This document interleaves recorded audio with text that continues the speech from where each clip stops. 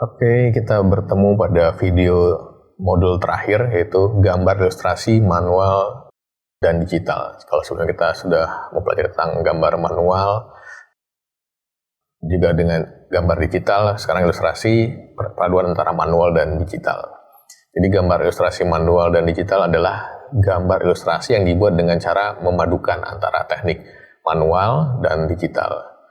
Penggunaan teknik manual dan digital bisa digunakan disesuaikan dengan kebutuhan. Ada beberapa teknik yang bisa kita gunakan di sini.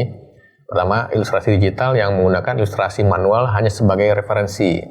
Maksudnya adalah ilustrasi awal itu dibuat secara manual, kemudian ilustrasi tersebut digambar ulang menggunakan aplikasi digital, kemudian dilanjutkan hingga penyelesaian akhir secara digital. Jadi awalnya dibuat dengan manual, kemudian dipindahkan menjadi digital, sampai akhir akan diteruskan secara digital. Kemudian ilustrasi digital yang memadukan ilustrasi manual. Jadi maksudnya adalah ilustrasi awal dibuat secara manual, kemudian dilanjutkan dengan penyelesaian akhir secara digital.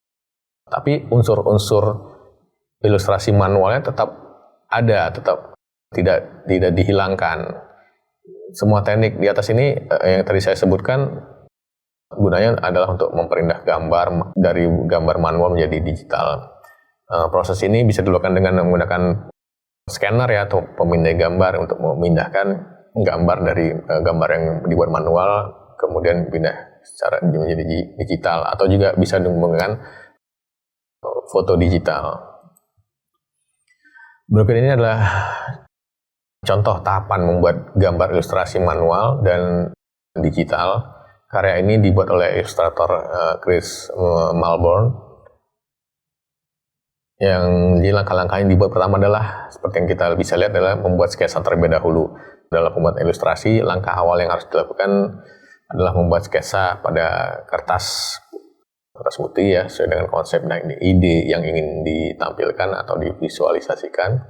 Setelah sketsa dibuat, biasanya dengan pensil atau spidol, gambar yang lain, sehingga nanti bisa dimunculkan warnanya, ataupun masih berupa hitam putih.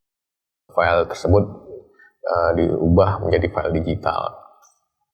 Jadi setelah sketsa selesai, sketsa secara manual selesai, dibuat langkah selanjutnya adalah memindahkan gambar tadi menjadi file digital agar bisa dibuka di komputer ya, karena pengolahan selanjutnya adalah secara digital di komputer dengan cara di-scan dan disimpan dalam hard disk komputer.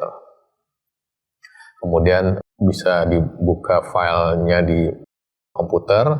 Untuk mudah pekerjaan biasanya filenya ditampilkan, kemudian dibuat sketsa baru dengan gambar yang tadi sudah di-scan itu sebagai pola dasarnya. Langkah berikutnya menggambar digital dengan aplikasi pengolahan gambar. Langkah ini bisa dilakukan dengan authoring tools seperti Illustrator, CorelDRAW, atau Photoshop, dan lain-lain. Jadi pengolahan gambar digital tentunya bisa digunakan untuk pada proses ini. Jadi setelah gambar ditampilkan, gambar sketsa manual dijadikan untuk pola pembuatan sketsa digital ya. Biasa teknik ini disebut juga dengan teknik tracing. Kemudian setelah dibuat gambar yang secara digital, dilanjutkan dengan pewarnaan. Jadi mewarnai ilustrasi. Tetap dengan menggunakan pewarnaan secara digital di komputer. Selanjutnya adalah menambahkan elemen grafis. Jadi saat sudah gambar selesai, ditambahkan atau dimasukkan elemen-elemen lain pada komposisi untuk memberikan nuansa yang diinginkan oleh senimannya. Jadi langkah-langkah yang tadi digambarkan itu sebenarnya bukan langkah-langkah baku yang harus dilakukan seperti itu ya, bisa ditambahkan atau dikurangi. Nah, kemudian contoh berikut adalah teknik lain yang menggunakan gambar digital dibuat oleh artis Sandra Dietman. Pertama akan dibuat konsepnya dulu, gambar yang dibuat secara manual, bisa dengan pensil atau tinta. Jadi setelah elemennya dibuat atau gambar-gambar yang dibuat yang secara detail, akan menjadi titik fokus dari ilustrasi. Kemudian tambahkan elemen-elemen pendukung lainnya ya untuk memperindah ilustrasi.